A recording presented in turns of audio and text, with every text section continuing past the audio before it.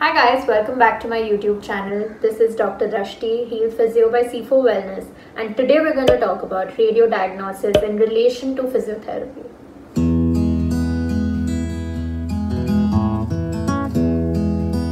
So today I'm going to be dealing with three questions in this video. First is, do I need an X-ray? Second is, do I need to see a physician to get an X-ray? And third question is, what injuries require a further warrant? There are three aids to relationship between diagnostic imaging and physiotherapy practice. Firstly, imaging as an aid to clinical diagnosis, imaging as an aid to injury management rehabilitation, imaging as an aid to the treatment accuracy, that is ultrasound guided injections or something related to that. The role of radio diagnosis is controversial in today's world because there are benefits as well as risks, and the clinicians try to manage between the balance. So there are a few risks that are possible. First one is too much of radiation exposure, which can cause a long-term complication on your body. So avoid using less frequently any kind of modalities which uses radiation. Different parts of your body have different sensitivity towards radiation exposure, and you don't know how it's going to react to that. So CT and X-ray uses radiation, and MRI and ultrasound do not use radiation. So the second risk is unnecessary imaging ordered nowadays. You will see that MRI has a really long wait. Many of these will not even be indicated, but it's still, there's a long wait.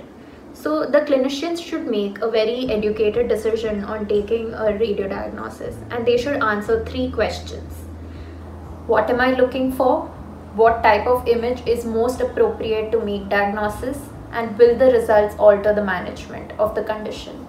Third risk is too much of information which you don't require. Degenerative changes are the most common of them, which are seen on X-ray but are not related to your current symptoms, and therefore your treatment plan should not be entirely made on that. Research says that degenerative changes start at the age of 30. I'll give you examples. Rotator cuff tears in overhead athletes, disc degeneration, osteoarthritis. These all start at an early age, but you may not have symptoms. So you can manage it early, but it will sideline the main problem that you're having. So do not make a diagnosis entirely on radio evidence. Our body has a fantastic capability to adapt and prevail to these injuries. So now we'll look at the benefits of radio diagnosis and how it works in the physiotherapy world. So when do we take an X-ray?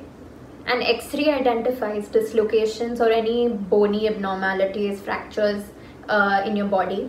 And if you have any kind of suspected fracture in complex regions like your hand or your foot, so immobilize, like even stress fractures where it's difficult to diagnose on an X-ray, you can immobilize the part for 2 weeks and then take an X-ray to see the healing that is very visible on an X-ray.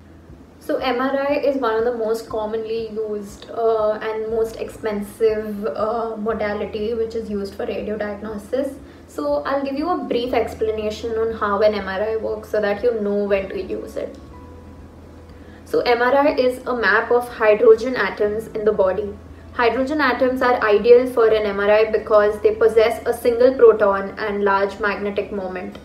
Magnetic field created by magnets in the machine causes resonance from each proton in the hydrogen atom, and the machine is able to obtain the proton's position.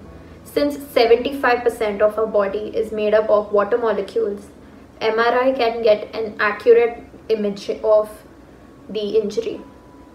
MRIs are usually used to visualize areas of edema as well as your body anatomy in a greater detail, as in every section can be seen in a very clear way.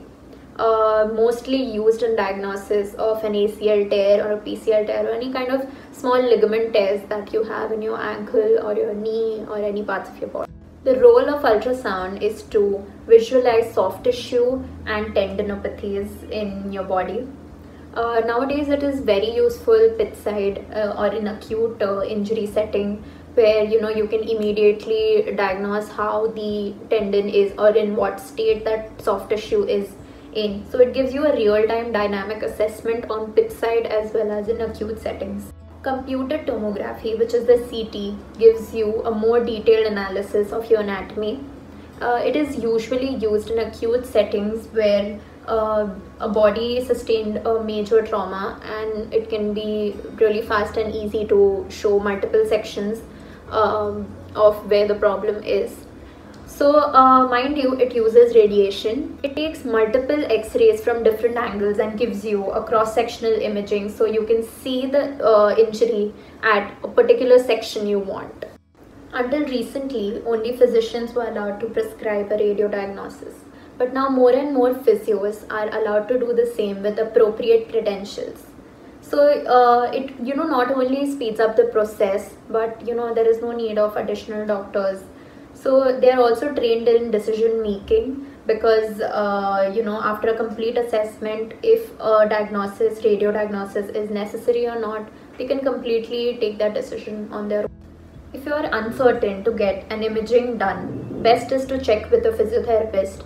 They have the knowledge of getting an appropriate and proper detailed assessment of your injury, and then they can make a decision on if you require further radio diagnosis or not. So your additional costs will be less. And if you are more comfortable with a family physician, you can take that same diagnosis and outline the entire probable diagnosis and the entire treatment plan to the family physician and see as you feel appropriate. So the clinicians in the end only want a speedy recovery and an appropriate management plan for you. So see what you are comfortable with, see the pros and cons, and go ahead with it. Thank you so much for watching, guys. I hope this was informative and you get some questions answered through this video, and you make a decision if you want an x-ray or what kind of imaging do you want and if you require it. So do not forget to like, comment and subscribe and hit the bell icon, and stay tuned for more videos.